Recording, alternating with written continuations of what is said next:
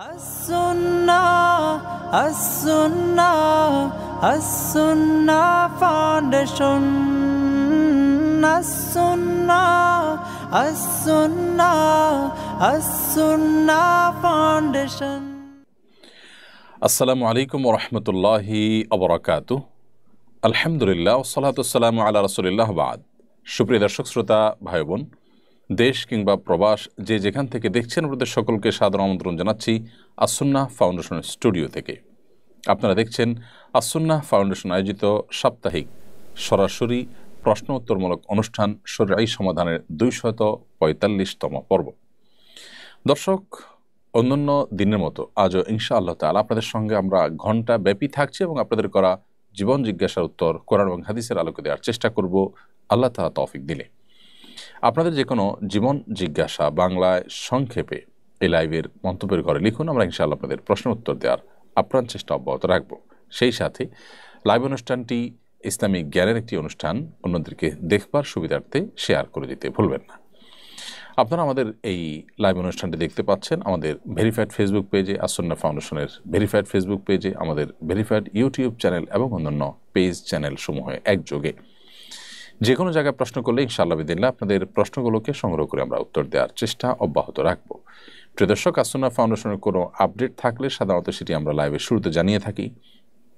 আল্লাহর অশেষ অনুগ্রহে আমাদের অনেকগুলো আপডেট আপনাদেরকে দেওয়ার মতো রয়েছে। তার মধ্যে বন্যা দুর্গত লক্ষ্মীপুর জেলায় আজ অর্থাৎ জুমাবার লক্ষ্মীপুর জেলাতে ২০ জন রিকশা চালককে নতুন ২০টি অটো মিশুক দেওয়া হয়েছে, যার প্রতিটি ১,২৫,০০০ টাকা মূল্যের।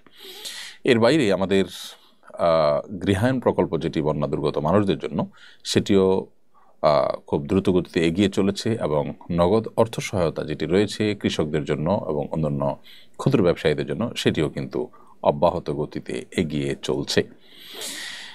এছাড়া আস-সুন্নাহ ফাউন্ডেশনের বৃক্ষরোপণ প্রকল্প সমাপ্ত হলো, স্বাবলম্বীকরণ প্রকল্প চলমান আছে এবং আমাদের অন্যান্য সেবামূলক কাজও যথারীতি চলমান আছে। আস-সুন্নাহর স্কিল ডেভেলপমেন্ট ইনস্টিটিউটের মাধ্যমে যে আমাদের ট্রেনিং সেন্টার রয়েছে, সেখানেও আল্লাহ তাআলার অশেষ অনুগ্রহে আমাদের কাজ দুর্বার গতিতে এগিয়ে যাচ্ছে।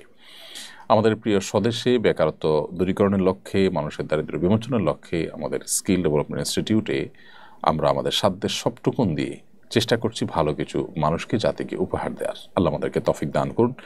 আর বিলম্ব না করে চলুন আপনাদের যে সমস্ত প্রশ্ন ইতিমধ্যে আমাদের কাছে পৌঁছে গেছে সেগুলোর উত্তর দেওয়ার চেষ্টা করি।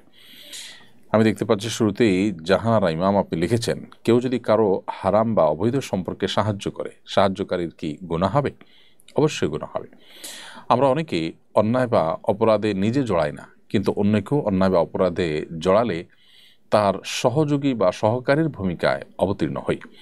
যেমন আপনার পরিচিত কেউ অবৈধ রিলেশন করেছে, হারাম সম্পর্ক করেছে, আপনি তাকে তার সেই সম্পর্ক স্থাপন করবার জন্য চিঠি আদান প্রদান বা তথ্য আদান প্রদান বা অন্য কোনো কাজে আপনি আপনার ভায়ার যে ভূমিকা সেটা পালন করলেন। কোনো প্রকার প্রত্যক্ষ কিংবা পরোক্ষ মদত বা সহযোগিতা আপনি করলেন, এটি যদি আপনি করেন তাহলে সেক্ষেত্রে আপনি অবশ্যই গুনাহগার হবেন। কারণ নবী করিম সাল্লাল্লাহু আলাইহি সাল্লাম বলেছেন আমাদেরকে সৎ কাজে একে অন্যের সহযোগী হতে। আবার একইভাবে তিনি বলেছেন মান সান্না সুন্নাতান সাইয়্যাহ, যে ব্যক্তি কোনো খারাপ কাজের উদাহরণ সৃষ্টি করলো বা ধারা সৃষ্টি করলো, ফালাহু উইজরুহা ওয়া উইজরু মান আমিলা বিহা, তাহলে যে ব্যক্তি তার এই ধারা শুরু করার মাধ্যমে যত মানুষ খারাপ কাজ করলো তাদের সবার দায়ভার তাকে নিতে হবে। তো আপনি এখানে একজন একটা খারাপ কাজ করবে, সেটার যদি ধারা চালু করার ক্ষেত্রে ভূমিকা রাখেন, সেক্ষেত্রে দায়টা আপনার আসবে। এছাড়া সূরা মায়েদার ২ নম্বর আয়াতে আল্লাহ রাব্বুল আলামিন বলেছেন ওয়ালা তাআওয়ানু আল ইসমি ওয়াল উদওয়ান, তোমরা পাপ এবং সীমালঙ্ঘনের কাজে, গুনাহের কাজে কেউ কারো সহযোগী হবে না। অতএব আপনি নিজে পাপ না করলে অন্য কেউ পাপ বা অপরাধ করলে সে কাজে আপনি সহযোগিতার ভূমিকায় বা সহযোগীর ভূমিকা আপনি অবতীর্ণ হতে যাবেন না। এরপরের প্রশ্ন হলো, ঢাকায় জাতিসংঘের মানবাধিকার পরিষদের কার্যালয় হবে বলে জানিয়েছেন একজন উপদেষ্টা, বিষয়টাকে কিভাবে দেখেন? দেখুন, এই বিষয়ে ইতিমধ্যে দেশের গুরুত্বপূর্ণ ব্যক্তিবর্গ, গুরুত্বপূর্ণ প্রতিষ্ঠান থেকে নানা ব্যক্তিবর্গ ইতিমধ্যে নানা আশঙ্কার কথা জানিয়েছেন এবং যে সমস্ত আশঙ্কা জানিয়েছেন তারা সেগুলো সামনে রাখলে দিনের আলো মতো পরিষ্কার হয়ে যায় যে আসলে এটিকে আমাদের ওয়েলকাম না করার যথেষ্ট কারণ রয়েছে। বিশেষ করে আমরা জানি পৃথিবীর বিভিন্ন দেশে জাতিসংঘের মানবাধিকার কমিশনের কার্যালয় স্থাপনের ব্যাপারে স্থানীয় যে মূল্যবোধ আছে সেগুলোর বিরুদ্ধে জাতিসংঘের সেই আপনার মানবাধিকার কমিশন অফিস, কান্ট্রি অফিস স্থানীয় মূল্যবোধের বিরুদ্ধে দাঁড়িয়েছে বলে বিভিন্ন অভিযোগ রয়েছে। এবং সেই সাথে বিশেষ করে আমরা আমাদের পার্শ্ববর্তী দেশ নেপাল এবং শ্রীলঙ্কার কথা জানি যে বহু বছর যাবৎ জাতিসংঘ সেখানে মানবাধিকার কমিশন অফিস করতে চেয়েছে, কিন্তু তারা সেই দেশগুলো সম্মত হয়নি। অতএব আমাদের আশেপাশের অন্যান্য ছোটো ছোটো দেশে যেটা তারা সম্মত হয়নি, আমরা সেটা সম্মত হব কিনা আমার মনে হয় সরকারের সংশ্লিষ্ট নীতি নির্ধারণী মহলকে বারবার সেটা ভেবে দেখবার যথেষ্ট কারণ রয়েছে। আরেকটা গুরুত্বপূর্ণ বিষয় হলো যে জাতিসংঘের মানবাধিকার কমিশন কান্ট্রি অফিস রয়েছে পৃথিবীর সম্ভবত 17 দেশে বা এর কম বেশি হতে পারে, এবং যে কটা দেশে আছে তার সবগুলোতে, সুদান অন্যান্য যে সমস্ত দেশগুলো এরকম আছে সবগুলো দেশেই মূলত গৃহযুদ্ধ বেঁধে আছে, সিভিল ওয়ার, গৃহযুদ্ধ চলছে। এরকম দেশগুলোতে সাধারণত আপনার জাতিসংঘের মানবাধিকার কমিশন অফিস হয়ে থাকে। তো বাংলাদেশে সেরকম কোনো পরিস্থিতি আসলে নেই। এখানে অফিস হওয়ার মানে হলো বাংলাদেশে যে এরকম একটা পরিস্থিতি আছে সেটাকে মেনে নেওয়া।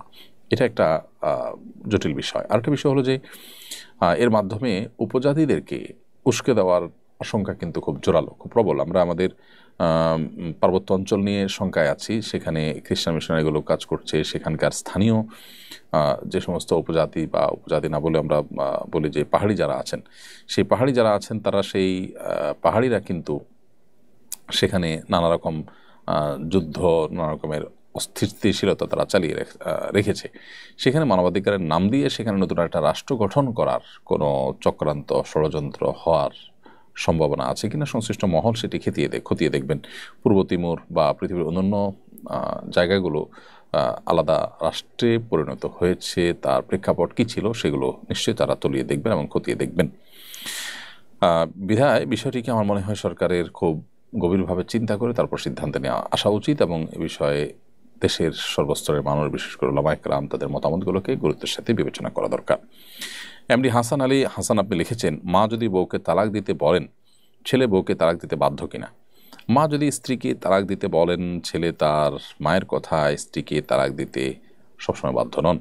বিশেষ করে মা যদি কোনো যুক্তিসঙ্গত কারণ ছাড়া ছেলের স্ত্রীকে তালাক দিতে বলেন, তাহলে ছেলে মায়ের সে নির্দেশ পালন করা তার জন্য জরুরি নয়, বরং দেখতে হবে যে মায়ের সে নির্দেশটা যৌক্তিক কিনা। যদি যৌক্তিক হয়, যথেষ্ট কারণ থাকে, তাহলে সেটা মানবেন। আর যদি মনে হয় যে অযৌক্তিক বা অন্যায়, অনেক সময় ছেলের বউর প্রতি তার কোনো বিশেষ কারণে অপছন্দ বা ভালো না লাগা রয়েছে, এরকম কোনো ব্যাপার স্যাপার থাকলে সেক্ষেত্রে আপনার জন্য মায়ের সে নির্দেশ পালন করা জরুরি না। মা বাবার সব নির্দেশ পালন করা জরুরি, কিন্তু যে নির্দেশ পালন করতে গিয়ে কোনো অন্যায় করতে হবে, আপনাকে কারোর প্রতি অবিচার করতে হবে, সেটি পালন করা কিন্তু আপনার জন্য জরুরি বা আবশ্যক নয়, বরং সেটি অমান্য করা আবশ্যক। কারণ আল্লাহর অবাধ্য হয়ে কারোর প্রতি জুলুম করে মা বাবার আনুগত্য করতে আমাদেরকে কিন্তু বলা হয়। মা বাবার আনুগত্য আমরা করব, কিন্তু মা বাবা কাউকে খুন করতে বলে যেরকম খুন করবো না, ঠিক এভাবে স্ত্রী যদি নিরপরাধ হয় তাহলে তাকে তালাক দিতে বললে আমরা তালাক দেবো না। তবে যদি মা বাবা যৌক্তিক কোনো কারণে সেটি বলেন, তাহলে অবশ্যই সেটিকে মানতে হবে সন্তান হিসাবে আমাদের। এখানে ইব্রাহিম আলাইহিসসালাম তার ছেলে ইসমাইল আলাইহিসসালামকে তার স্ত্রীকে তালাক দেওয়ার জন্য পরামর্শ দিয়েছিলেন, তিনি সেটা শুনেছেন। ওমর রাদিয়াল্লাহু তাআলা আনহু তার ছেলেকে তার স্ত্রী তালাক দেওয়ার জন্য বলেছেন, তিনিও সেটা শুনেছেন। এই যে ব্যাপারগুলো রয়েছে, এগুলো এক্সেপশন ছিল। কারণ হলো তারা ইব্রাহিম ইসলাম নবী হিসাবে, ওমর রাদিয়াল্লাহু তাআলা আনহু আল্লাহ নবী সাল্লাল্লাহু আলাইহি সাল্লামের খলিফা হিসাবে তাদের যে দূরদর্শিতা ছিল, তাদের যে বিবেচনা ছিল, সেটা অবশ্যই অন্যায়ের ঊর্ধ্বে। অর্থাৎ তারা অন্যায় বা জুলুম বশত কোনো নির্দেশ করে থাকবেন এটি হতে পারে না, বা এটির সম্ভাবনা নেই। বিশেষ করে নবীর ক্ষেত্রে তো এটা মোটেই নেই। তো সেই জায়গা থেকে তাদের নির্দেশটা সম্পূর্ণ ভিন্ন। এখন আপনার আমার মা বাবা, আমরা যারা আছি, আমরা কিন্তু তাদের মতো নই, যার কারণে আমাদের ভালো মন্দ বিবেচনা করে তারপরে সেটিকে আমলে নিতে হবে। গরুচোর সন্দেহে নড়াইলে 3 জনকে পিটিয়ে হত্যা করা হয়েছে, আইন নিজের হাতে তুলে নেওয়ার ব্যাপারে শরীরের বিধান কি? খুবই দুঃখজনক, এটি আমাদের দেশে মব জাস্টিস দাঁড় করানো বা আপনার কি বলে এটাকে মানুষকে বিচার করার দায়িত্ব নিজের হাতে তুলে নেওয়া, এটা খুবই জঘন্য একটি বিষয়। নবী করিম সাল্লাল্লাহু আলাইহি সাল্লামের জীবদ্দশায় দেখুন, 1450 বছর আগের পৃথিবীতেও সাহাবায়ে কেরাম যখন এরকম কোনো পরিস্থিতি হতো যে তাদের মনে হতো একজন মানুষ অপরাধী, তাকে শাস্তি দেওয়া দরকার, তার নবী সাল্লাল্লাহু আলাইহি ওয়াসাল্লামকে জিজ্ঞাসা করতেন, কারণ তিনি বিচারকের ভূমিকায় ছিলেন। অথবা একজন বিচারক হিসাবে, শাসক হিসাবে তাকে জিজ্ঞাসা করতেন, হে আল্লাহর রাসূল, অমুকের গর্দানকে আমি উড়িয়ে দিব, অর্থাৎ সে যে অপরাধ করেছে তার তো মৃত্যুদণ্ড হওয়ার কথা, আমি কি করবো কিনা। নবী সাল্লাল্লাহু আলাইহি ওয়াসাল্লাম এই যে পারমিশন নিতেন এবং তার জন্য অপেক্ষা করতেন, এখান থেকে বোঝা গেল কাউকে অপরাধী মনে হলেই তাকে শাস্তির মুখোমুখি করে ফেলা বা বিচার নিজে নিজে করে ফেলা, এটার সুযোগ ইসলাম কিন্তু আমাদের জন্য রাখেনি। এজন্য কোনো ব্যক্তিকে চোর সন্দেহ হলো, খারাপ কোনো সন্দেহ হলো, আর আপনি তাকে পেটাতে শুরু করলেন এবং পেটাতে হত্যা করে ফেলেছেন, খুবই জঘন্য অপরাধ। যারা এই কাজ করেছেন আইন নিজের হাতে তুলে নিয়ে তারা অপরাধী হয়েছেন, ইসলাম শরীয়তের দৃষ্টিকোণ থেকেই তারা জঘন্য অপরাধ করেছেন, মানুষ খুনের অপরাধী হয়েছেন তারা। একজন মানুষ যদি অপরাধী হয়ও তাকে যথাযথ আইনের আওতায় আপনি আনবেন। আমাদের দেশের সমস্যা হলো যে বিচারহীনতার যে সংস্কৃতি আছে, এই সংস্কৃতির কারণে সাধারণ মানুষের আস্থা কমে গেছে আইন এবং বিচারের প্রতি। সেই আস্থাহীনতার কারণে দেখা যায় যে এই জাতীয় আপনার সমস্যা, অর্থাৎ আইন হাতে তুলে নেওয়ার যে অপসংস্কৃতি, সেটি চালু হয়েছে। বিধায় সংশ্লিষ্ট যারা আছেন, শাসক যারা আছেন, তাদের কর্তব্য হলো বিচারহীনতার এই সংস্কৃতি দূর করা এবং সুবিচার প্রতিষ্ঠা করা, ন্যায় বিচার প্রতিষ্ঠা করা, যাতে সাধারণ মানুষের আস্থা হয়। সাধারণ মানুষ যেন পুলিশের কাছে তুলে দিয়ে, থানায় তুলে দিয়ে মামলা করে তারা যেন সঠিক বিচার পান, সে আস্থা যদি হয় তাহলে সেক্ষেত্রে মানুষ আসলে নিজের হাতে আইন তুলে নেওয়ার এই কাজটি করবে না। তারপর এজ এ মুসলিম আমাদের বিচারহীনতার কালচার থাকুক আর যাই থাকুক না কেন, নিজের হাতে আইন তুলে নিয়ে সন্দেহের বশে কোনো মানুষের হত্যা করলে বা কোনো মানুষকে মারলে, তার উপর আক্রমণ করলে, সেক্ষেত্রে আমি গুনাহগার হলাম, পাপিষ্ট হলাম, অপরাধী হলাম। আল্লাহ সুবহানাহু ওয়া তাআলা বলেছেন, ইয়া আইয়ুহাল্লাযীনা আমানু ইজতানিবু কাসীরাম মিনায-যন্ন ইন্না বা'দায-যন্নি ইসম। হে ঈমানদারগণ, তোমরা অনেক ধারণা করা থেকে বেঁচে থাকবে, কারণ কিছু কিছু ধারণা, অর্থাৎ কারোর প্রতি কোনো প্রমাণ ছাড়া তুমি মন্দ ধারণা করলে এই ধারণা কিন্তু অপরাধ। বিধায় ধারণা করাটা যেখানে অপরাধ, সেখানে ধারণা করে একজন মানুষকে চোর, ডাকাত বা খারাপ সাব্যস্ত করে তাকে মারধর করা তো ডাবল অপরাধ হবে। রেজাউল করিম রিমন লিখেছেন, অফিসের কাজে বাহিরে গেলে গাড়ি ভাড়া নেওয়া হয়। প্রশ্ন হলো, ওই কাজ পায়ে হেঁটে গিয়ে করা এবং গাড়ি ভাড়া নিয়ে নেওয়া কি জায়েজ হবে? বা রেজাউল করিম, অফিসের কাজে বাহিরে গেলে আপনাকে যে গাড়ি ভাড়া দেওয়া হয় সেটা আপনি পাবেন। যদি আপনাকে অফিসে গাড়ি ভাড়া করার জন্য থোক কোনো বরাদ্দ দেওয়া থাকে যে তোমার এটা গাড়ি ভাড়া যাবৎ বিল তোমাকে অগ্রিম দেওয়া হলো, তুমি এই টাকা খরচ করো, এটার জন্য কোনো ভাউচার তোমাকে জমা দিতে হবে, এটা তোমার হক, তাহলে সেক্ষেত্রে আপনি হেঁটে গিয়ে টাকাটা পকেটে রেখে দিতে পারেন। আর যদি ব্যাপারটা এরকম হয় যে তুমি যাও, খরচ যেটা হয় সেটা তুমি ভাউচার জমা দিয়ে টাকা নিবে, তাহলে সেক্ষেত্রে মানে হলো আপনার যেতে যদি খরচ হয় তাহলে আপনি যা খরচ হলো সেটা ভাউচার নিয়ম অনুযায়ী দিয়ে টাকা নেবেন। এই রকম পরিস্থিতিতে আপনি ফেক ভাউচার দিয়ে টাকা নেওয়া জায়েজ হবে না, কারণ ভাউচারে লিখবেন আপনি এই জায়গায় গিয়েছেন, অমুক গাড়িতে গিয়েছেন, যেটা রাহা মিথ্যা কথা। তো সে মিথ্যা কথা বলে আপনার জন্য জায়েজ নয়। দ্বিতীয়ত হলো যে আপনি গেলে খরচ হলে যত খরচ হয়েছে সেই টাকা আপনি নেবেন, অথচ আপনার খরচ হয়নি কিন্তু আপনি সেটা নিচ্ছেন, এই জন্য এটা জায়েজ হবে না। তাহলে বিষয়টাকে আমরা দুই ভাগে ভাগ করলাম। প্রথমত, আপনি কোথাও যাবেন, এখানে যাওয়ার জন্য আপনি কিসে যাবেন না যাবেন প্রতিষ্ঠান সেটা দেখবে না, আপনার জন্য থোক একটা বরাদ্দ দেওয়া আছে যে তুমি 500 টাকা পাবা এখানে যাওয়া আসা বাবদ, এটা তোমার বিল, অতএব এই ট্রান্সপোর্ট অ্যালাউন্স তুমি পাবে, তুমি কিভাবে যাবে না যাবে তোমার ব্যাপার, এরকম যদি দেওয়া থাকে তাহলে সেক্ষেত্রে আপনি আপনার মতো করে সে টাকা পায়ে হেঁটে টাকাটা পকেটে রেখে দিতে পারেন। আর যদি ওরকম টিএ বা ট্রান্সপোর্ট অ্যালাউন্স না থাকে, বরং আপনি যাবেন খরচ করে, যা খরচ হয়েছে ভাউচার জমা দিবেন, যেটা জমা দিবেন সেটা পাবেন, এরকম যদি হয় তাহলে সেক্ষেত্রে আপনি ফেক ভাউচার দিয়ে আসলে পায়ে হেঁটে গিয়ে ভাউচার দিয়ে টাকা নেওয়া জায়েজ হবে না। এরপর তানজিলা ইসলাম আপনি লিখেছেন, আমরা জানি অ্যালকোহল সমৃদ্ধ খাবার খাওয়া নিষিদ্ধ, কিন্তু ব্যবহারের জন্য উপাদান হিসাবে থাকলে সেসব প্রসাধনী ব্যবহার করা জায়েজ হবে কিনা, যেমন লোশন, ক্রিম বা স্নো। বোন তানজিলা ইসলাম, আমরা যে সমস্ত প্রসাধনী ব্যবহার করি এই প্রসাধনীগুলোতে অনেক প্রসাধনীতে হারাম উপাদান রয়েছে যেগুলো ব্যবহার করা আমাদের জন্য জায়েজ নয়। ইহুদিদের যে সমস্ত প্রতিষ্ঠানগুলো আছে এই প্রতিষ্ঠানগুলোর ভিতরে সবচেয়ে বেশি প্রতিষ্ঠান হলো আপনার এই প্রসাধনী রিলেটেড, তাদের মালিকানাধীন প্রতিষ্ঠানগুলো আপনি যদি গুগলে সার্চ করেন দেখবেন যে প্রসাধনীর ব্যাপারে তাদের আগ্রহ অনেক বেশি এবং ইনভেস্টমেন্ট অনেক বেশি। এখানে হারাম উপাদান খুব সূক্ষ্মভাবে মেশানো হয়। শুকরের অনেক কিছু থাকে যেগুলো আসলে আমরা অনেকে জানিও না।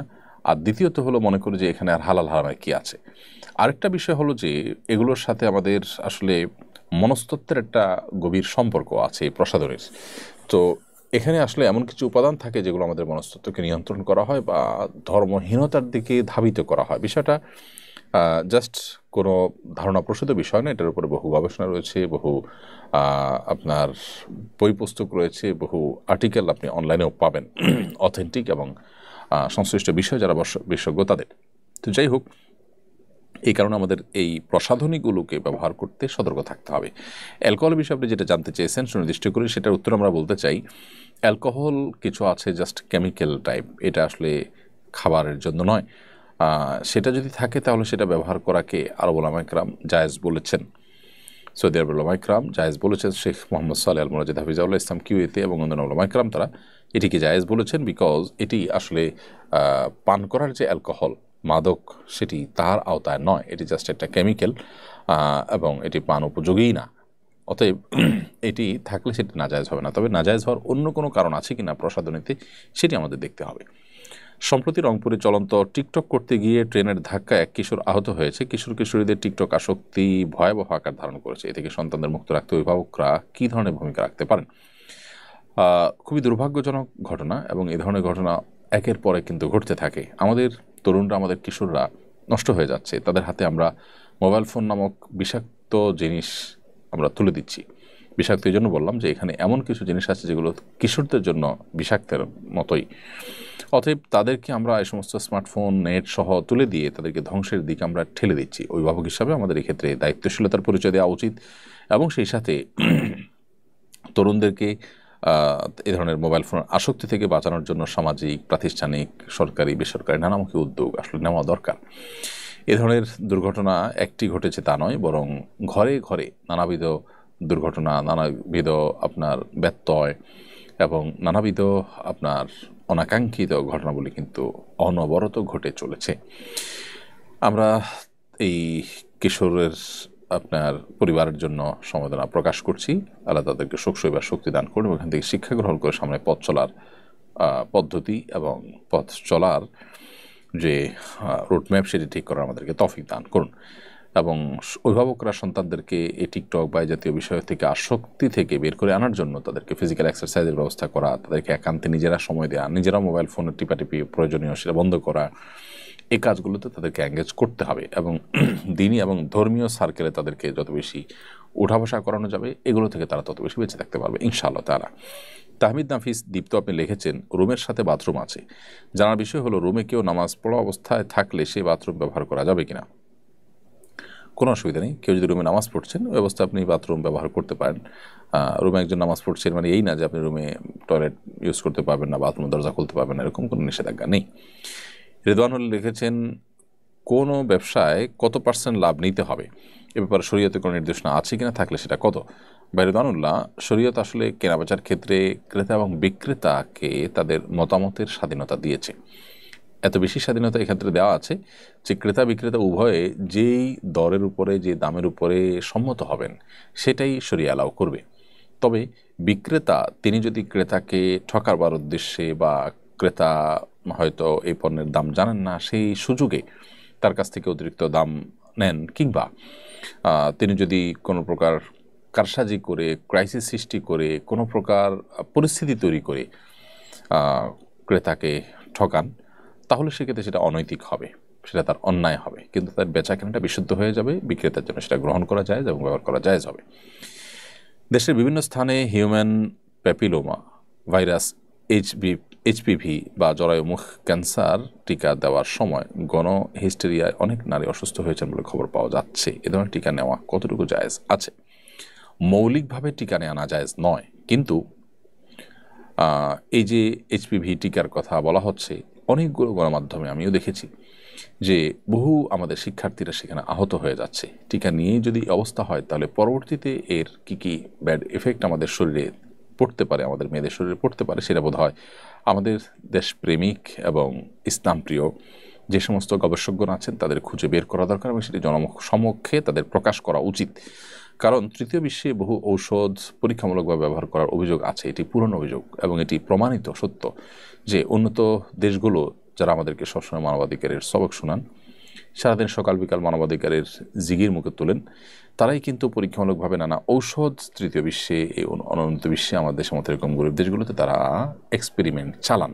এবং এক্সপেরিমেন্ট চালাতে গিয়ে এই গরিব দেশগুলোতে যে ম্যাসাকার হয়, যে ধ্বংস লীলা হয়, সেগুলো আসলে আমাদের সবারই কম বেশি জানা। বিশেষ করে যে কোভিড-19 যে টিকা, এই টিকা যখন বের হলো, এটা নিয়ে যখনই কেউ নেগেটিভ কথা বললো, তখন নানানভাবে তাদেরকে হেনস্থা করা হয়েছে।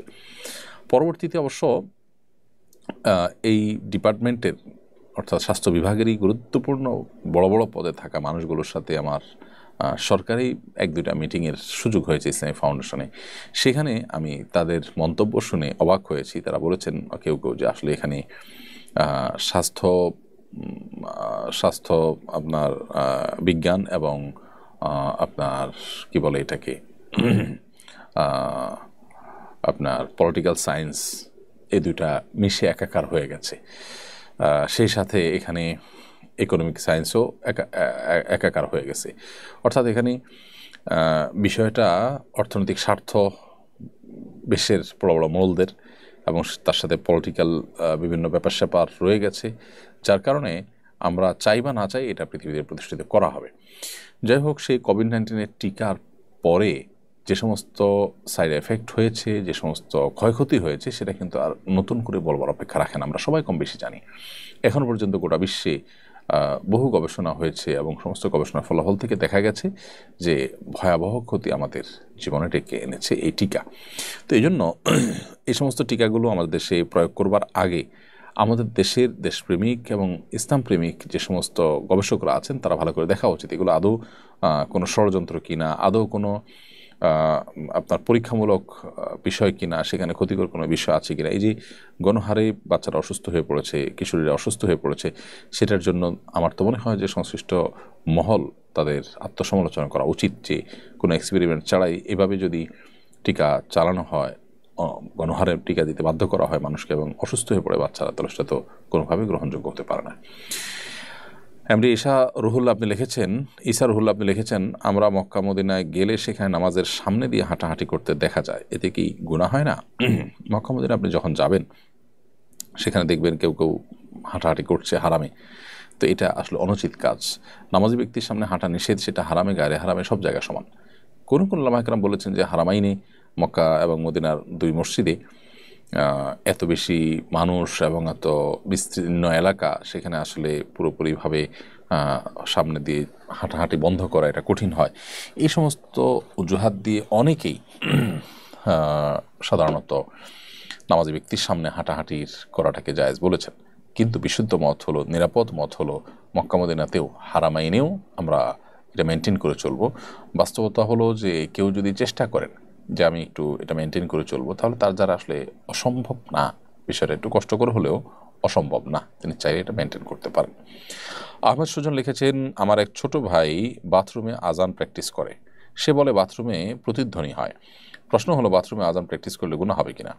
ভাই আহমেদ সুজন, বাথরুমে প্রতিধ্বনি হয়, সাউন্ডটা শুনতে ভালো শোনা যায়, এই অজুহাতে বাথরুমে আজান প্র্যাকটিস করা উচিত হবে না। বিশেষ করে সেখানে টয়লেটের অপশন আমাদের দেশের সচরাচর যেরকম থাকে, এরকম প্যান বা কমর যদি থাকে, তাহলে সেক্ষেত্রে সেখানে আজান দেওয়া অনুচিত। কারণ নাপাক বা নোংরা জায়গায় আল্লাহর নাম উচ্চারণ করা, কোরআন এবং কোরআন কারীমের কোনো আয়াত উচ্চারণ করা, এটা নিষিদ্ধ, এটা মাকরুহ বলেছেন ফুকাহা একরাম সবাই।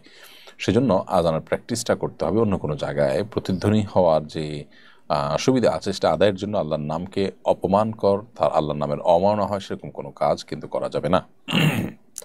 আজিজ রায়হান আপনি লিখেছেন, আমি আমার স্ত্রী এবং শাশুড়িকে নিয়ে হজ করতে যাচ্ছি, সাথে আমার স্ত্রীর বড় বোন ও আমাদের সাথে পবিত্র হজ পালন করতে যেতে চান, তিনি কি আমাদের সাথে যেতে পারবেন?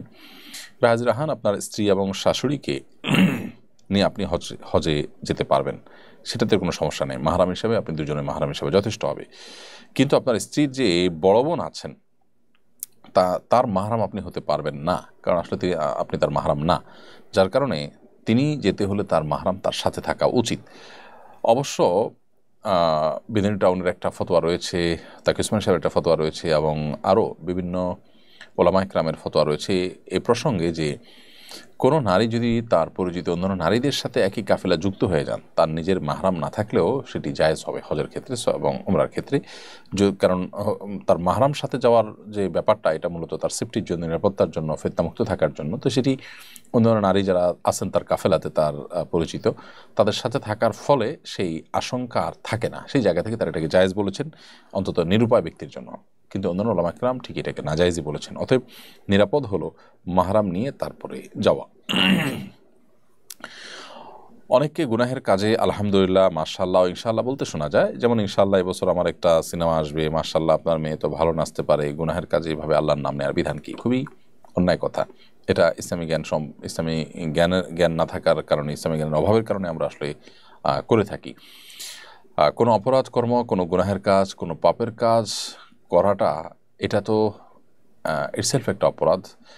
সেটার সাথে মাশাআল্লাহ, সুবহানাল্লাহ, আলহামদুলিল্লাহ, ইনশাআল্লাহ এগুলো যুক্ত করাটা প্রমাণ করে যে সেই কাজটাকে আপনি অপরাধ মনে করছেন না। আপনি কাউকে খুন করবেন, যদি আপনি বলেন যে ইনশাআল্লাহ আমি কাউকে খুন করবো, তাহলে বিষয়টা কী দাঁড়ালো? এই বিষয়টা তো এই দাঁড়ালো যে আপনি খুন করাটাকে ভালো মনে করছেন, সেটাকে আপনি অ্যাপ্রিসিয়েট করছেন। তাহলে অপরাধকে অপরাধ মনে না করাটা ডাবল অপরাধ। একে তো আপনি অপরাধে লিপ্ত হলেন, আবার অপরাধকে কোনো দোষী বিষয় মনে করলেন না। তো এই জন্য একজন মুসলিম কখনো আসলে এই বিষয়গুলোতে অসতর্ক থাকতে পারেন না। অপরাধ বোধ কমে গেলে সাধারণত এই বিষয়গুলো হয়। ইসলাম সম্পর্কে ধারণা থাকার কারণে এগুলো হয়ে থাকে। যারা এগুলো করছেন তারা আল্লাহকে ভয় করে সরে আসবেন এবং এগুলো বলবেন না। আপনি পাপের কাজে লিপ্ত আছেন, আপনার মধ্যে অপরাধ বোধ কাজ করেও যে আমি অন্যায় কাজ করছি, ফিরে আসা দরকার, ফিরে আসবো, আল্লাহ আমাকে তৌফিক দান করুন, সে মানসিকতা আপনার মধ্যে থাকা উচিত। উম্মে মারিয়াম আপনি লিখেছেন, ওয়াসওয়াসা থেকে মুক্তি পাওয়ার জন্য কি কি দোয়া ও আমল করতে পারি? বোন উম্মে মারিয়াম, ওয়াসওয়াসা থেকে, কুমন্ত্রণা থেকে মুক্তি লাভের জন্য আপনি সাধারণভাবে আল্লাহ সুবহানাহু ওয়া তাআলার কাছে দোয়া করতে পারেন, আল্লাহ আমার মনের ওয়াসওয়াসা আপনি দূর করে দেন। এর ভিতরে কোনো দোয়া এই সম্পর্কে আছে, যেমন আল্লাহুম্মা জাআল ওয়াসাবিসা কলবি খাশিয়াতাক, আল্লাহ আমার অন্তরের যে ওয়াসওয়াসাগুলো আছে, কুমন্ত্রণাগুলো আছে, সেগুলোকে আপনার ভয় দিয়ে আপনি পরিবর্তন করে দিন। তো সাধারণভাবে আপনি ওয়াসওয়াসার জন্য আল্লাহ তাআলার কাছে দোয়া করবেন ওয়াসওয়াসা মুক্তি লাভের জন্য। আর বিশেষ করে ওয়াসওয়াসা থেকে মুক্তি লাভের জন্য কিছু রুকিয়া রয়েছে। আপনি প্লে স্টোরে বা ইউটিউবে বা অন্যান্য চ্যানেলে আপনি যদি খোঁজ করেন ওয়াসওয়াসার রুকিয়া, তাহলে সেক্ষেত্রে বহু ওয়াসওয়াসার রুকিয়া পাবেন, সেগুলো আপনি শুনতে পান। এতে ওয়াসওয়াসার এই রোগটা সাধারণত দূর হয়। রোমান মিয়া আপনি লিখেছেন, আমার দাদা আজ থেকে 40 বছর আগে হারিয়ে গিয়েছেন।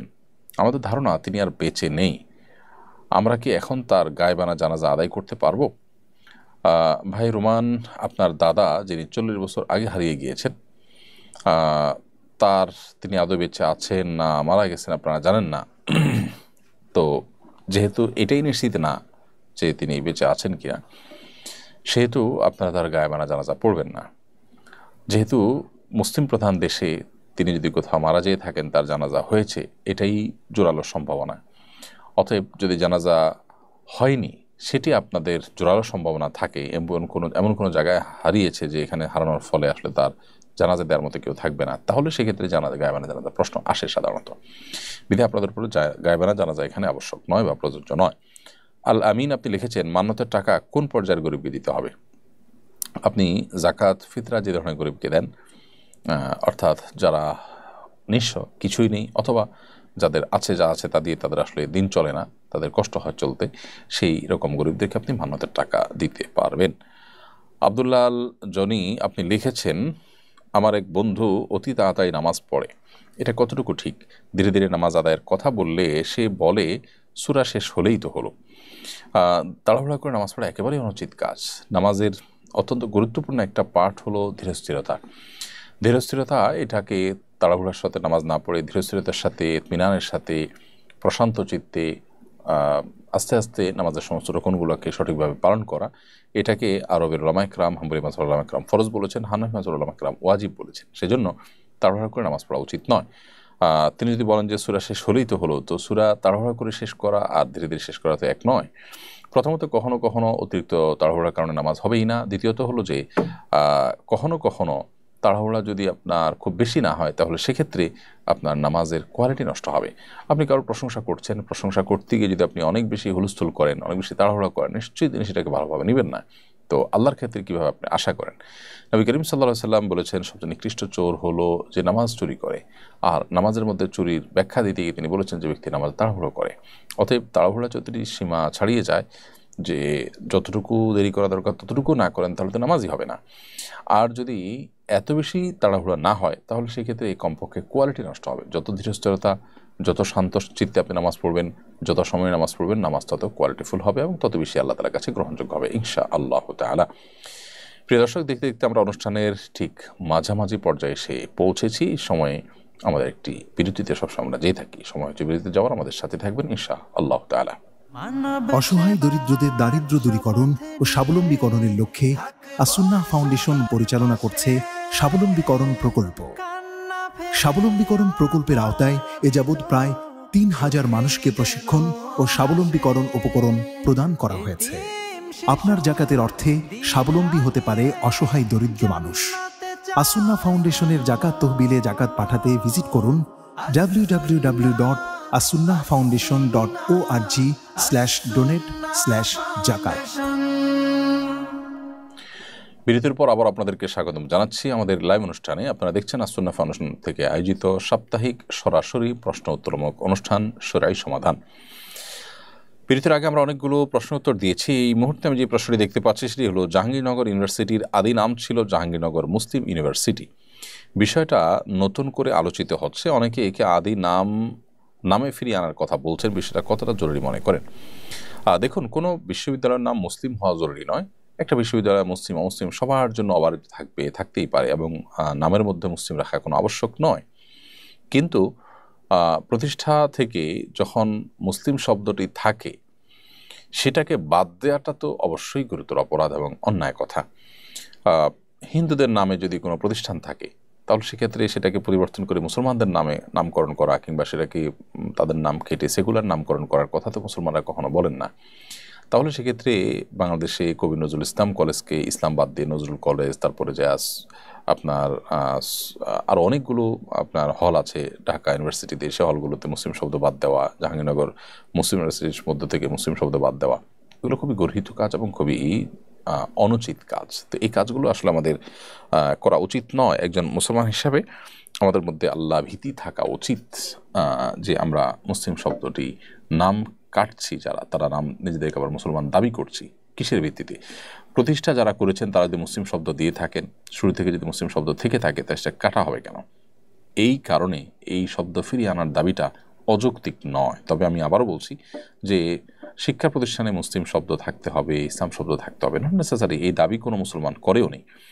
অতএব আগে যেগুলোর নামের মধ্যে মুসলিম শব্দ ছিল এবং ষড়যন্ত্র করে চক্রান্ত করে এদেশে ভিনদেশি এজেন্ডা বাস্তবায়ন করার জন্য, এদেশের সংখ্যাগরিষ্ঠ মানুষকে দমন করার জন্য যে অপচেষ্টা করা হয়েছে সেটিকে অবশ্যই নিন্দা জানানো উচিত এবং সে অপচেষ্টা বন্ধ করা উচিত। তার ধারাবাহিকতা এখানে মুসলিম শব্দ যুক্ত করার যে দাবি সেটিকে আমি যৌক্তিক মনে করছি।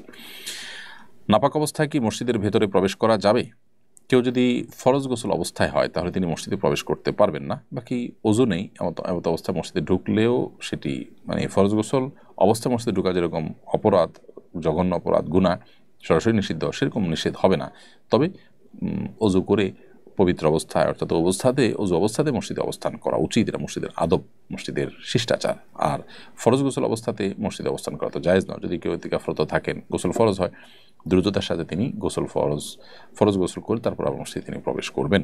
আর গোসল ফরজ হলে সে অবস্থাতে তিনি মসজিদে প্রবেশ করবেন না, কারণ মসজিদ এটি পবিত্র জায়গা এবং পবিত্র লোকদের জন্য। বিধায় এ ধরনের অপবিত্রতা এটা নিয়ে মসজিদে প্রবেশ করা গুনাহের কাজ। এরপরে গেমিং উইথ রানা আপনি লিখেছেন আইডি থেকে, বিয়ের সঠিক বয়স কত? দেখুন, বিয়ের সঠিক বয়স ইসলামী শরিয়া কোনো ফিক্স করে দেয়নি যে এত বছর বয়স হলে তারপর বিয়ে করা যাবে বা এর আগে করা যাবে না বা এর পরে করা যাবে না। বিয়ের বয়সটাকে ইসলাম উন্মুক্ত রেখেছে। যার যখন বিয়ে করার প্রয়োজন দেখা দিবে তার জন্য তখন বিয়ে করা শরীয়ত আবশ্যক করেছে, যদি তার বিয়ে না করলে গুনাহে লিপ্ত হন, বিয়ে করার সামর্থ্য থাকে। বিশেষ করে তরুণ বয়সে ইসলাম বিয়ে করতে উৎসাহিত করেছে, কিন্তু এর কোনো সময়সীমা ঠিক করে দেয়নি শরীয়ত। অতএব শরিয়ার দৃষ্টিভঙ্গিটা এক্ষেত্রে যথেষ্ট প্রশস্ত রয়েছে। এরপরে প্রশ্ন হলো, সরকার এবছর হজের খরচ কমানোর ঘোষণা দিয়েছে, এ নিয়ে নানা ধরনের বিশ্লেষণ দেখছি, আপনার মন্তব্য জানতে চাইছি। সরকার হজের খরচ কমানোর যে ঘোষণা দিয়েছে সেখানে একটা জায়গা তো খুব প্রশংসনীয় উদ্যোগ নিশ্চয়ই হয়েছে, সেটি হলো বিমান ভাড়া কমাবার ক্ষেত্রে উদ্যোগ নেওয়া হয়েছে এবং কিছুটা সেখানে কমেছে। কিন্তু সরকারি যে হাজিদেরকে রাখা হয় সেটা একটু দূরে, অর্থাৎ 3-3.5 কিলোমিটার দূরে, কিন্তু অনেক দূরে হারাম থেকে। এত দূরে হাজিদেরকে রেখে, অর্থাৎ হোটেল খুব দূরে দিয়ে তারপরে খরচ কমানো, সেটা আসলে খুব বেশি সুফল বয়ে আনে না। হ্যাঁ, যারা ইয়াং আছে, যারা দূর থেকে হাঁটতে পারবেন, তারা হয়তো এটা মেনে নিতে পারেন, কিন্তু তারপরও 5 ওয়াক্ত নামাজ আপনি হারামে পড়তে চাইলে আসলে 3.5 কিলোমিটার দূরে থেকে পড়া, আসা যাওয়া করা প্রত্যেক ওয়াক্তে, এটা আসলে সম্ভব না, এটা কঠিন। সেই জায়গা থেকে এই অংশের যে সমালোচনা হচ্ছে, সে সমালোচনাটাও আমি যৌক্তিক মনে করছি। তবে একই সাথে যেটি বললাম যে বিমান ভাড়া কমানোর যে উদ্যোগ নেওয়া হয়েছে সেটা যদি মানে অল্প স্বল্পও কমে, সেটা অবশ্যই সাধুবাদ পাওয়ার মতো একটা উদ্যোগ। সেই সাথে সবচেয়ে বড় সাধুবাদ পাওয়ার মতো কাজটি সরকার করেছে, সেটা হলো বাংলাদেশে এই যাবৎকালে সকল সরকারের আমলেই সরকারি খরচে হজ করার যে একটা প্রথা ছিল, সেটি তারা এই সরকার বন্ধ করে দিয়েছে। এটাকে আমরা অ্যাপ্রিসিয়েট করি এবং এটা অবশ্যই একটি যুগান্তকারী সিদ্ধান্ত। সরকারি টাকায় হজ এটা হওয়া উচিত নয়। আমরা এটা নিয়ে লেখালেখি করেছি, বহুবার বলাবলি করেছি, আলহামদুলিল্লাহ সেটি সরকার আমল নিয়েছে, এই জন্য ধন্যবাদ তাদেরকে। আব্দুল সামাদ আপনি লিখেছেন, ব্যাংক থেকে পাওয়া সুদ কোথায় দিতে হবে? ব্যাংক থেকে সুদ যদি অটোমেটিক চলে আসে তাহলে সেক্ষেত্রে সেটা গরিব দুঃখী অভাবী মানুষদেরকে দান করে দিবেন সওয়াব নিয়ত করা ছাড়া। যেহেতু ব্যাংকের এই সুদ তার প্রকৃত প্রাপককে তাকে খুঁজে বের করে ফেরত দেওয়া সম্ভব না, সেজন্য এই কাজটি আপনি করবেন। আর যদি শুধু ব্যাংকে লেনদেন না করার সুযোগ থাকে, অপশন থাকে, তাহলে সেটাকেই আপনার গ্রহণ করা উচিত। ফাতেমা নাইম আপনি লিখেছেন, পর্দা করে দোকানে বসলে গুনাহ হবে কিনা? বোন, পর্দা করে, পর্দার সাথে যদি আপনি ব্যবসা বাণিজ্য করতে চান করেন, আপনার পর্দাহীনতা যদি না হয়, ফিতনার কোনো আশঙ্কা না থাকে, তাহলে এই শর্তগুলো সাপেক্ষে সেটি আপনার জন্য জায়েজ। নবী করিম সাল্লাল্লাহু আলাইহি ওয়াসাল্লাম তার আমলে, খলিফাতুল মুসলিম রাদিয়াল্লাহু তাআলা শাসন আমলে মেয়েরা কেউ কেউ বাজারে কেনাবেচা করেছেন, এরকম বর্ণনা পাওয়া যায়। সেই জায়গা থেকে এটিকে আমরা জায়েজ বলছি। তবে সময়ে অনেক ফিতনা সংকুল, সেই জায়গা থেকে আজকের বাস্তবতা এটা কতটা ফিতনামুক্ত, কতটা আপনার আশঙ্কামুক্ত, সেটা গুরুত্বপূর্ণ। ইসলাম মেয়েদের ব্যাপারটিকে এত গুরুত্বের সাথে দেখে যে তাদের প্রাইভেসি, তাদের পর্দা, তাদের ব্যক্তিত্ব, তাদের সম্ভ্রম, সেই ব্যাপারে ইসলাম কোনো প্রকার কম্প্রোমাইজ কিন্তু করে না। বিধায় এখানে ইসলাম বরং প্রোয়েক্টিভ বিভিন্ন রকম উদ্যোগ গ্রহণ করে থাকে, যাতে করে কোনো রকম ক্ষতিগ্রস্ত তারা না হন। রাজু ইসলাম রাজু লিখেছেন, কাউকে ভালোবাসলে তাকে পাওয়ার জন্য কি আল্লাহর কাছে দোয়া করা যাবে? ভাই রাজু ইসলাম, কাউকে যদি আপনি ভালোবাসেন, কাউকে পছন্দ করেন, বিয়ের আগে যে পছন্দ করাটা, এই পছন্দ করা এক জিনিস আর ভালোবাসা আরেক জিনিস। পছন্দ করলেন সেটিতে হতেই পারে, তাহলে আল্লাহর কাছে বললেন যে আল্লাহ অমুককে আমার কাছে দিনদার মনে হয়, আমি তাকে পেতে চাই। আপনি দোয়া করতে পারেন, কিন্তু তার চেয়ে উত্তম দোয়া, আদর্শ দোয়া হলো যে আল্লাহ যদি তাকে পাওয়ার মধ্যে আমার কল্যাণকর হয় আপনি ব্যবস্থা করে দিন, আর না হলে আমার মন থেকে তাকে দূর করে দিন। এটি হলো সবচেয়ে আদর্শ দোয়া, সবচেয়ে সঠিক দোয়া। কারণ আপনি যাকে পাওয়াটাকে গুরুত্বপূর্ণ মনে করছেন, ভালো মনে করছেন, তাকে পাওয়াটা গুরুত্বপূর্ণ নাও হতে পারে, আপনার জন্য বরং ক্ষতিকরও হতে পারে। সেই বিষয়টি আমাদের মাথায় থাকতে হবে। আর বিবাহের আগে এই তথাকথিত ভালোবাসা কারোর প্রতি, এটা হারাম। অতএব পছন্দ হওয়া কোনো কারণে তার সম্পর্কে জানলেন, জানার সুযোগ হয়েছে, কাকতালীয়ভাবে জেনেছেন, সেই জায়গা থেকে আপনি তাকে পছন্দ করেন, সেটা ভিন্ন বিষয়। কিন্তু তাকে রীতিমতো ভালোবাসেন, স্বামী স্ত্রীকে যেরকম ভালোবাসে সেরকম ভালোবাসেন, তাকে ফিল করেন, এবং আপনি এই পছন্দ হওয়াটাকে আরও ডিপ লেভেলে নিয়ে গেছেন, তো সেটা অবশ্যই গুনাহের কথা, সেটা কিন্তু জায়েজ নয়। এমনি সবুজ মাহমুদ আপনি লিখেছেন, আমার বাবা মা এবং আমার স্ত্রী কি একসাথে উমরা করতে আসতে পারবেন? আপনার বাবা যেহেতু আপনার স্ত্রীর মাহরাম, শ্বশুর হিসাবে, অতএব আপনার বাবা মার সাথে আপনার স্ত্রী অবশ্যই উমরা করতে যেতে পারবেন, হজ করতে যেতে পারবেন, কোনো অসুবিধা নেই। মেয়েদের উমরা বা হজ কিংবা যে কোনো সফরে একজন মাহরাম থাকাটা গুরুত্বপূর্ণ। সেই মাহরামটা স্বামী থাকতে হবে, নট নেসেসারি শ্বশুর, যেহেতু মাহরাম, অতএব শ্বশুরের সাথেও তিনি যেতে পারবেন। মাসুম বিল্লাহ লিখেছেন, বিয়ের 6 মাসের মধ্যে সন্তান জন্মগ্রহণ করলে সে সন্তান কি বৈধ হবে? ভাই মাসুম বিল্লাহ, বিয়ের 6 মাসের মধ্যে যদি সন্তান জন্মগ্রহণ করে, তাহলে সেটা যদি বিবাহের পরেই গর্ভধারণ হয়ে থাকে, তাহলে অবশ্যই বৈধ হওয়া শরিয়া দৃষ্টিকোণ থেকে এটি নাজায়েজ কিংবা হারাম নয়। কারণ এত অল্প সময়ের মধ্যে সন্তান গর্ভধারণ করা বা সন্তান আপনার জন্ম লাভ করা, এটা অসম্ভব নয়। বিধায় এটি মানে 6 মাসের মধ্যে সন্তান হয়েছে দেখেই এটাকে অবৈধ সন্তান বলে ট্রিট করা বা মন্তব্য করা উচিত হবে না। এরপরে RF টিউব এই চ্যানেল থেকে আপনি আমাদের ইউটিউব চ্যানেলে প্রশ্ন করেছেন, আমার বয়স 28, শিক্ষক নিবন্ধনের ভাইবা দিব, চাকরিটা নিশ্চিত হলে তারপর পূর্ণাঙ্গভাবে ইসলামের পড়াশোনায় মনোযোগী হওয়ার ইচ্ছা আমি পোষণ করছি, সিলেবাসটা কেমন হওয়া প্রয়োজন? ভাই, আপনাকে আমি বলবো যে কোরআন কারীমের একটি সংক্ষিপ্ত ব্যাখ্যা সহকারে অনুবাদ আপনার কাছে থাকতে পারে, এটি আপনি একটু একটু করে পড়ে শেষ করবেন, সম্ভব হলে পাঠচক্র করবেন, পড়ে তার পর্যালোচনা করবেন। আর একটি হাদিসের বই আপনার কাছে থাকা উচিত, হাদিস সংকলনের বই, বিভিন্ন নির্বাচিত হাদিসের বই গ্রন্থ আছে, আপনি সেগুলোর একটা রাখতে পারেন। সিরাতের একটি গ্রন্থ আপনার কাছে থাকতে পারে, হাইকুল মাকতুম যেমন হতে পারে, একটি মাসালার বই থাকতে পারে, আরবি ভাষার জন্য আপনার কোনো উদ্যোগ, আর ভাষা শেখার জন্য কোনো উদ্যোগ থাকতে পারে। এইভাবে আপনি যদি কয়েকটা বই আপনার থাকে কয়েকটা সাবজেক্টের উপরে, ইনশাআল্লাহ ইসলামের উপর আপনার বেসিক ধারণা পাবেন। ডক্টর আব্দুল্লাহ জাহাঙ্গীর রহমতুল্লাহ আলাইহির রাহে বেলায়েত বইটি থাকতে পারে। সেই বইটি দিন শেখার ক্ষেত্রে বিশেষ করে নবীনদের জন্য অনেক বড় সহায়ক একটি বই। সেই বইটি মোটামুটি পড়ে ফেললে পাশাপাশি ইসলামী আকিদা, ইহয়া সুনান, এই বইগুলো আপনি কারেক্ট করতে পারেন। স্যারের থানুর রহমতুল্লাহ আদাউল মুআশারাত বইটি বেশ গুরুত্বপূর্ণ, এই বইটি আমাদের পড়া থাকলে ভালো। মাহমুদা কুকিং ওয়ার্ল্ড এই আইডি থেকে আপনি আমাদের ইউটিউব চ্যানেলে প্রশ্ন করেছেন, বিদেশ থেকে রেমিটেন্সের 1 লাখ টাকা আসলে 2000 টাকা এক্সট্রা দেওয়া হয়, এটা নেওয়া কি হালাল হবে?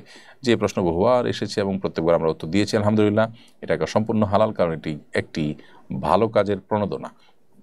আপনি ব্যাংকিং চ্যানেলে টাকা পাঠালে সেজন্য আপনাকে প্রণোদনা দেওয়া হচ্ছে, আপনাকে উৎসাহ দেওয়া হচ্ছে, সেই উৎসাহ দেওয়াটা নাজায়েজ নয় এবং সেটার সুবিধা গ্রহণ করাও আপনার জন্য হারাম কিংবা নাজায়েজ হবে না। SB মুক্তা আপনি আমাদের ইউটিউব চ্যানেলে লিখেছেন, আমার হাতে ট্যাটু এঁকেছিলাম, তখন আমি জানতাম না ট্যাটু করা নাজায়েজ কিনা, এখন জানতে পারলাম ট্যাটু থাকলে নামাজ হয় না, শরীর সব সময় নাপাক থাকে, আমার নামাজ পড়তে অনেক মনে চায় কিন্তু হাতে ট্যাটু থাকার কারণে নামাজ পড়তে পারি না, এখন আমার করণীয় কি? ইনশাআল্লাহ যত তাড়াতাড়ি সম্ভব আমি ট্যাটু রিমুভ করব, কিন্তু ট্যাটু রিমুভ করার মতো অর্থ আমার কাছে নেই। বোন মুক্তা, আল্লাহ তাআলার কাছে ইস্তেগফার করা উচিত এবং যতদিন পর্যন্ত ট্যাটু রিমুভ করতে পারছেন না, সাধ্য অনুযায়ী ওইভাবে উজু করে আপনি নামাজ পড়বেন, কিন্তু যদিও এই নামাজগুলো আপনাকে দোহরাইতে হবে কারণ উজু আপনার হচ্ছে না, এবং যত দ্রুত সম্ভব রিমুভ করে আপনাকে নামাজ নিয়মিত করতে হবে এবং পেছনের নামাজগুলো আপনাকে কাজা করতে হবে এবং আপনার এই কৃতকর্মের জন্য আল্লাহর কাছে অনুতপ্ত হয়ে লজ্জিত হয়ে প্রচণ্ডভাবে ক্ষমা প্রার্থনা আপনাকে করতে হবে। নবী করিম সাল্লাল্লাহু আলাইহি ওয়াসাল্লাম বলেছেন, লাআনাল্লাহুল ওয়াশিমা ওয়াল মুস্তাওশিমা, যে ব্যক্তি ট্যাটু অঙ্কন করে এবং যে তার হাতে অঙ্কন করে দেয়, উভয়ের প্রতি আল্লাহ রাব্বুল আলামিনের লানত বর্ষিত হয়। বিধায় একজন মুসলিম হিসাবে কোনো অবস্থাতেই এই বিষয়টিকে আপনি গ্রহণ করতে পারেন না বা এটাকে স্বাভাবিকভাবে নিতে পারেন না। আল্লাহকে ভয় করা উচিত এবং সতর্ক থাকা উচিত। এরপর প্রশ্ন করেছেন মোহাম্মদ সুজন মাহমুদ, আপনি লিখেছেন, কাউকে ভালো লাগলে কি তাকে বিয়ের প্রস্তাব দেওয়া যাবে? আপনি কাউকে পছন্দ করেছেন, আপনার কাউকে ভালো লাগে, জাস্ট এই ভালো লাগার ভিত্তিতেই আপনি তাকে বিয়ের প্রস্তাব দিতে পারেন, কিন্তু এই পছন্দ করা এবং ভালো লাগাটা এটা যদি তথাকথিত প্রেম বা বিবাহ বহির্ভূত সম্পর্ক করে আপনার একটা পর্যায় পর্যন্ত আসেন এভাবে, তাহলে সেটা বা চোখের গুনাহ করতে করতে আপনার মধ্যে এই ভালো লাগা কাজ করেছে, তাহলে সেটা আরেকটা কাবিরা গুনাহ, তার জন্য আল্লাহর কাছে মাপ চাওয়া উচিত। বাট পছন্দ হয়েছে কোনো কারণে, বিশেষ করে দিনই কারণে যদি পছন্দ হয়ে থাকে, তাহলে তাকে বিয়ে প্রস্তাব তবে দিতেই পারেন। কোহিনুর আখতার, আপনি আমাদের ইউটিউব চ্যানেলে লিখেছেন, আমার স্বামী বিয়ের দিন থেকে আজও পর্যন্ত আমাকে একটা সুতোও দেয় নাই, গত 4 বছর একটা ওষুধ পর্যন্ত খাওয়াই নাই। আমি একজন দর্জি, রাত দিন কাজ করি, অথচ সে তার উপার্জনের পুরাটা তার ভাই ভাবিকে দিয়ে দেয়। সে 5 ওয়াক্ত নামাজ পড়ে, রোজা রাখে, আমি ছাড়া সবাই তাকে ভালো বলে, এসব নিয়ে বললে আমাকে কটু কথা বলে, এখন আমার করণীয় কি জানাবেন? বোন কোহিনুর, আপনার স্বামী যদি আপনি যেমনটি বলেছেন ঠিক এরকমই হয়, আমরা যেহেতু এক পক্ষের বক্তব্য শুনেছি, আরেক পক্ষের বক্তব্য শুনিনি, অতএব আমি পুরো ঘটনার আপনার যে কনক্লুশন সেটাতে যাচ্ছি না, বা পুরো ঘটনার যে আপনার চূড়ান্ত সিদ্ধান্ত বা ফলাফল সেটাও আমি যাচ্ছি না সেটাতে, কিন্তু আপনি যেটুকু বলেছেন এটুকুর উপর ভিত্তি করে বলছি, যদি ঘটনা এটুকুই হয়ে থাকে বা এরকমই হয়ে থাকে, তাহলে সেক্ষেত্রে আপনার স্বামী অবশ্যই অপরাধী এবং আপনার অধিকার চাওয়া সেখানে দোষের নয়। তিনি নামাজ কালাম পড়েন, রোজা রাখেন, তারপরও তিনি যদি স্ত্রীর যে আর্থিক যে পাওনা আছে, তার যে অধিকার আছে, ভরণ পোষণ আছে, সেটা দিতে তিনি বাধ্য হয়, সেটা তিনি না দিলে তিনি গুনাহগার হবেন এবং তিনি ইসলামটা বুঝতে পারছেন না। ভাই ভাবিকে দেওয়াটা তার জন্য ফরজ নয়, তার জন্য স্ত্রীর ভরণ পোষণ দেওয়া ফরজ। স্ত্রী নিজে যদি উপার্জন থাকেও, তারপরও স্ত্রী নিজের উপার্জন নিজে চলতে বাধ্য নন। অতএব স্বামী সেই জায়গা থেকে তার স্ত্রীর ব্যাপারে আরও বেশি সহনশীল হতে হবে তাকে। আমি ভারত থেকে বলছি, পড়াশোনার ক্ষেত্রে সব থেকে ফলপ্রসূ আমলের কথা বলবেন। পড়াশোনা করার জন্য রাতে তাড়াতাড়ি শুয়ে ভোর রাতে উঠে পড়াশোনা করার চেষ্টা করবেন। আল্লাহর নাম নিয়ে পড়াশোনা করার চেষ্টা করবেন, বিসমিল্লাহ বলে পড়াশোনা করার চেষ্টা করবেন। এগুলোতে পড়াশোনা আপনি মনোযোগী হতে পারবেন, রপ্ত করতে পারবেন খুব দ্রুততার সাথে ইনশাআল্লাহ তাআলা। রিয়াজ ওয়াসিম আপনি ইউটিউব চ্যানেলে লিখেছেন, ব্যাংক লোন নিয়ে জমি কিনেছিলাম, অনেক বছর আগে লোন পরিশোধ হয়েছে, এখন এই জমি বিক্রি করে ওমরাহ করা যাবে কিনা? বা রিয়াজ ওয়াসিম, ব্যাংক লোন নিয়ে যে জমি কিনেছেন সেটি অবশ্যই সুদি লোন নিয়েছেন।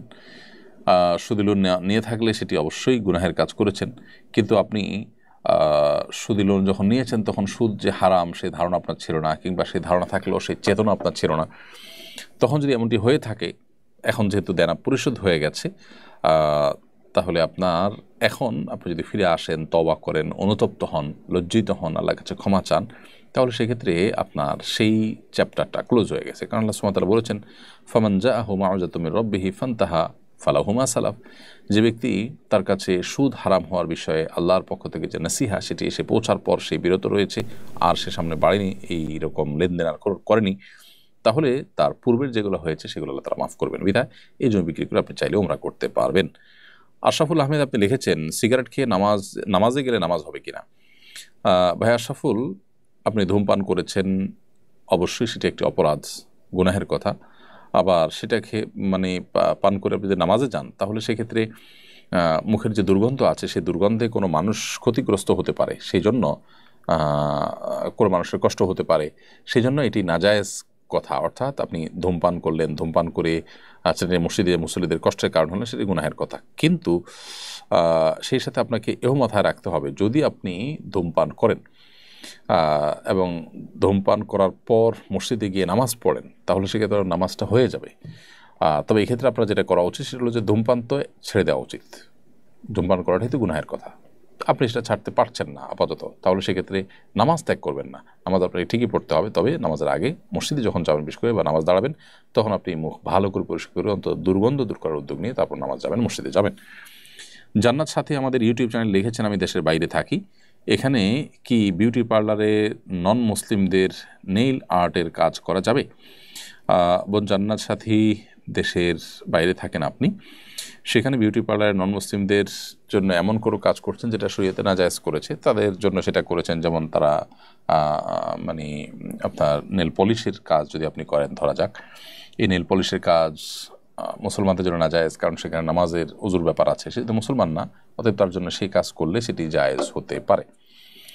এমনি জুয়েল মাহমুদ আপনি লিখেছেন, আমি একজন দিনদার মেয়েকে হালালভাবে বিয়ে করতে চাই, কিন্তু বাবা মা পছন্দ করেন না, আমাদের মাঝে কোনো হারাম সম্পর্ক যোগাযোগ নেই, ইস্তেখারা ও তাহাজ্জুদে এ নিয়ে আল্লাহর কাছে দোয়া করতে পারবো কিনা? তো এখন এইভাবে, আল্লাহ যদি এটা কল্যাণকর হয় আমার জন্য আপনি সহজ করে দিন, অকল্যাণকর হলে আমার থেকে এটিকে দূর করে দিন। আর যৌবনে বিশেষ করে এই জাতীয় যে ভাবনাগুলো আমাদের মধ্যে উদ্রেক হয়, জাগ্রত হয়, এগুলোকে ইগনোর করে ফেলতে পারলে সবচেয়ে ভালো হয়। এগুলো থেকে আপনি দূরে সরে গেলেন, এগুলোকে ইগনোর করে ফেললেন এবং এগুলো থেকে বেঁচে থাকলেন, এটা হলো সবচেয়ে উত্তম এবং নিরাপদ। কারণ ভালো মন্দ আসলে ভ্যারি করে, এবং বিশেষ করে যৌবনে সব কিছুই ভালো লাগে, এই জাতীয় কেসে সবাইকে ভালো লাগে।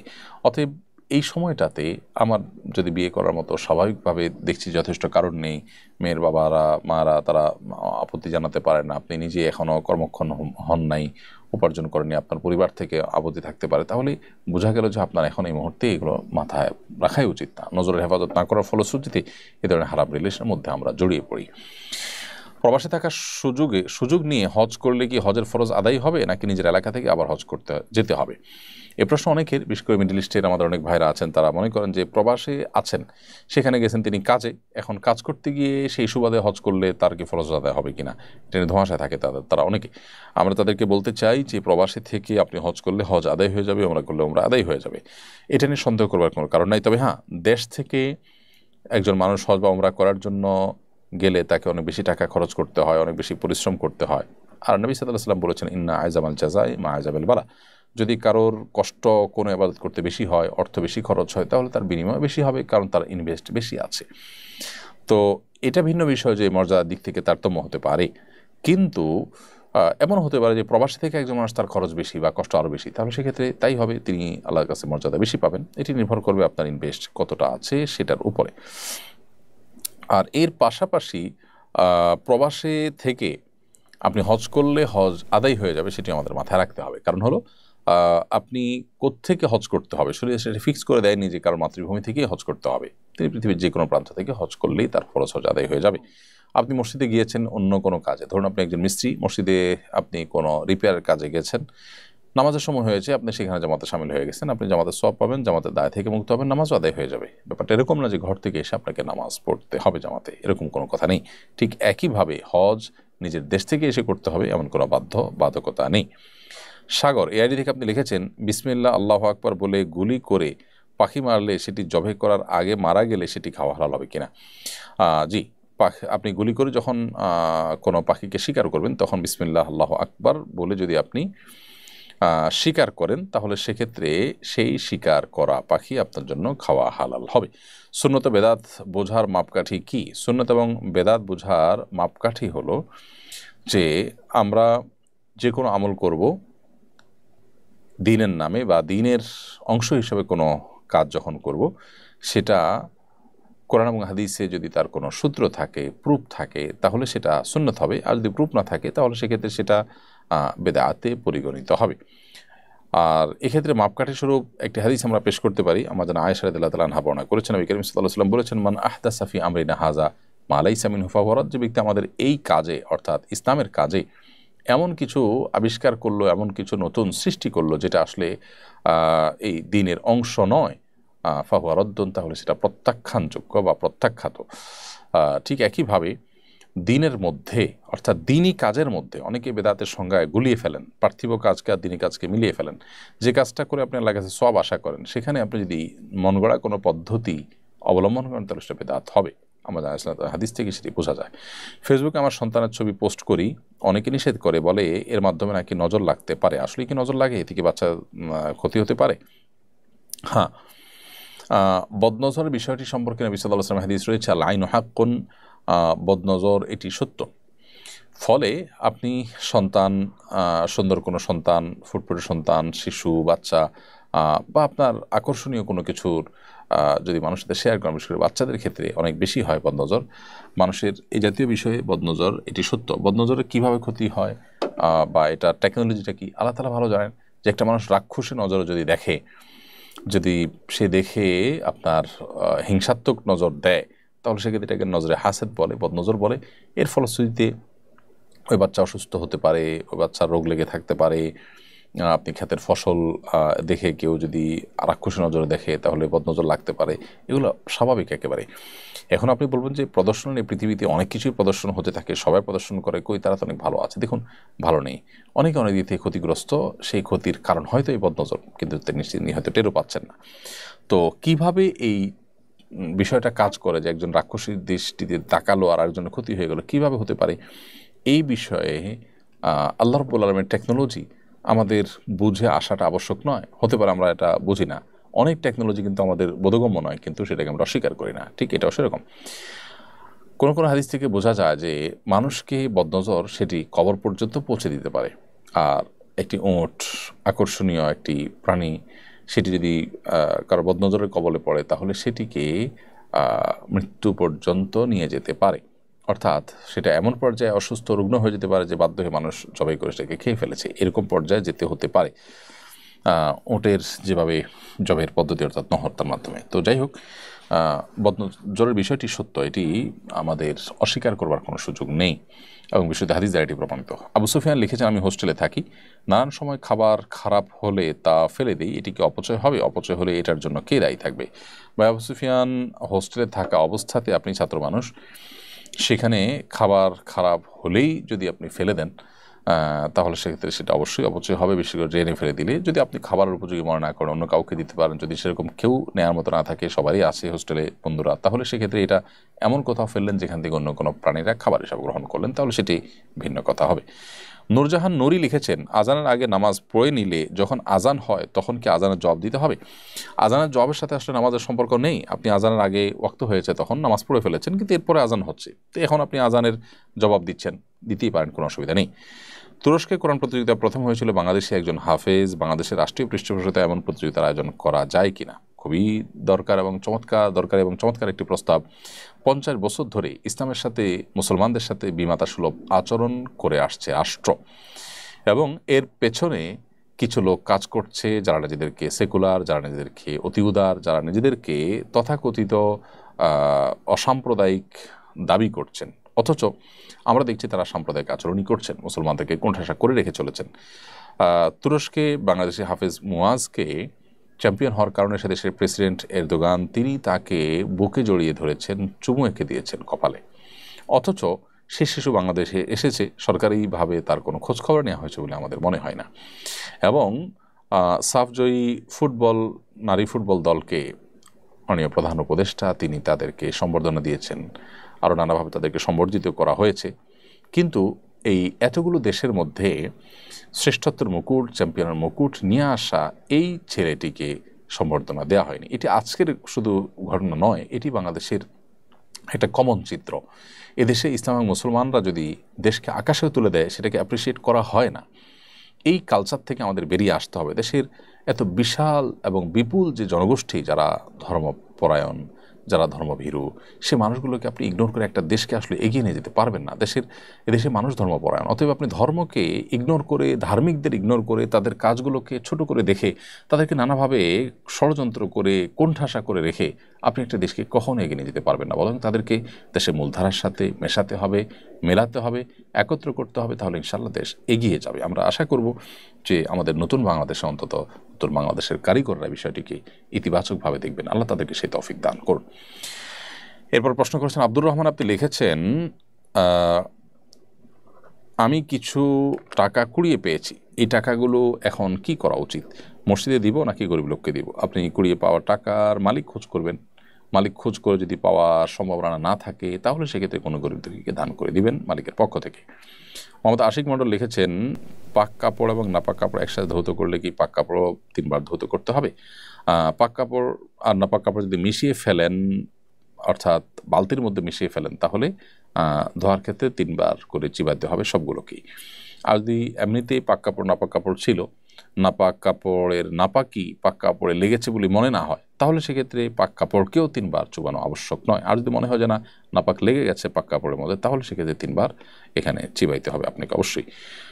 রামিজ রাজা, আপনি লিখেছেন কাউকে সিজদা করা তো শিরক, তাহলে আল্লাহ শয়তানকে আদম আলাইহিস সালামকে সিজদা করতে বলেছিলেন কেন?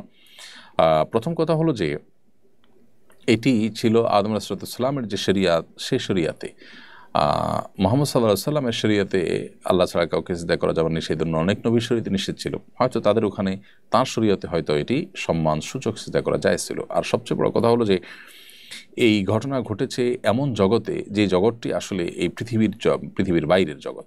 তো পৃথিবীর এই জগতে মানুষের জন্য আল্লাহ তাআলা শরীয়ত এবং বিধিবিধান দিয়েছেন, সেখানকার জন্য হয়তো এটি প্রযোজ্য ছিল না। আর আরেকটি বিষয় হলো যে এটি নিছকই একটি এক্সেপশনাল অর্ডার আল্লাহ সুবহানাহু ওয়া তাআলার, যেটা আসলে অন্য ক্ষেত্রে প্রযোজ্য নয়। সাধারণ ক্ষেত্রে আল্লাহ সুবহানাহু ওয়া তাআলা যেহেতু পরিষ্কারভাবে অন্য কাউকে ইবাদত করতে, দাসত্ব করতে আল্লাহ নিষেধ করেছেন, বিধায় এটি সাধারণ ক্ষেত্রে প্রযোজ্য, কিন্তু এক্সেপশন ইজ এক্সেপশন, সেই হিসাবে এটিকে আমরা ধরতে পারি। আবার অনেকে ব্যাখ্যা করেন যে এখানে আসলে সিজদা আল্লাহকেই দিতে বলা হয়েছে, কিন্তু আদমের সম্মানার্থে আল্লাহকে সিজদা দিতে বলা হয়েছে। আদমের সৃষ্টিতে বিমুগ্ধ হয়ে আল্লাহকে সিজদা নিবেদন করা কৃতজ্ঞতা স্বরূপ, এটি এক প্রকার আদমকে সিজদা সম্মান করা। তো এটাকে অনেকে বলেন যে আয়াতের যতগুলো আয়াত আসছে সেখানে উসজুদুলি আদম মানে লিহুরমাতি আদম আউলি তাজিমে আদম, আদমের সম্মানার্থে আল্লাহকে সিজদা করো, অনেকে এই ব্যাখ্যাও করেছেন। তো সিজদা যে আল্লাহ ছাড়া কাউকে করা শিরক, সেটি কোরআন বিভিন্ন আয়াত এবং হাদিসের আলোকে দিনের আলোর মতো পরিষ্কার, বিধায় সেই জায়গাটা আমাদের কাছে পরিষ্কার থাকতে হবে। পিঙ্কি মনি আইডি থেকে আপনি লিখেছেন সন্তানের আকিকার গোশত আমরা পিতামাতা খেতে পারবো কিনা? অবশ্যই খেতে পারবেন। শাহিদা সিদ্রাতুল আপনি লিখেছেন জমি বন্ধক রেখে টাকা নিলে সুদ হবে কিনা? না, বন্ধক রেখে আপনি টাকা নিয়েছেন সেটা শুধু হবে না, তবে যেটুকু রেখেছেন সেটুকু আপনি ফেরত দিবেন, এবং বন্ধকের জমিটা যিনি বন্ধক রেখেছেন তিনি ভোগ করবেন না, আপনারটা আপনি ভোগ করবেন। এটা অবশ্য মানতে চান না মানুষ, সেক্ষেত্রে এটাকে ইজারার পদ্ধতিতে যেতে পারেন, যে ভাড়া নিলেন এবং কিছু নামমাত্র মূল্য ধার্য করলেন, তাহলে সেক্ষেত্রে যার কাছে টাকা নিলেন তিনি ওই বন্ধকের জমিটা ভোগ করতে পারবেন, সেক্ষেত্রে বন্ধক থাকবে না, সেটা ইজারা হয়ে যাবে। এম ফুয়াদ হোসেন লিখেছেন, বিভিন্ন বাহিনীর মসজিদগুলোতে দেখা যায় জুমার নামাজের সময় অফিসারদের জন্য সামনের জায়গা ফাঁকা রেখে বসা হয়, এরপর ইসলামের নির্দেশনা জানতে চাই। বিভিন্ন বাহিনীর মসজিদে এরকম দেখা যায়, আমিও জানি।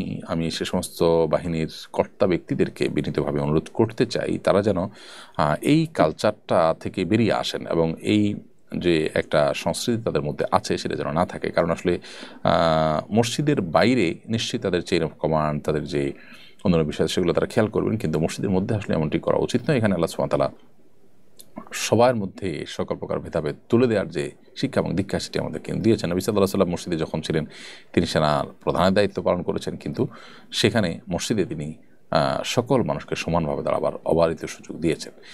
হুজাইফা মিনা আপনি লিখেছেন, আমাদের মসজিদের বড় মাইকে আজানের পাশাপাশি জুমার বয়ান খুতবা এবং আমাদের উচ্চস্বরে চলায় এই কাজটিকে আমরা খারাপ মনে হয়, এই জন্য কি আমার ঈমান নষ্ট হয়ে যাবে?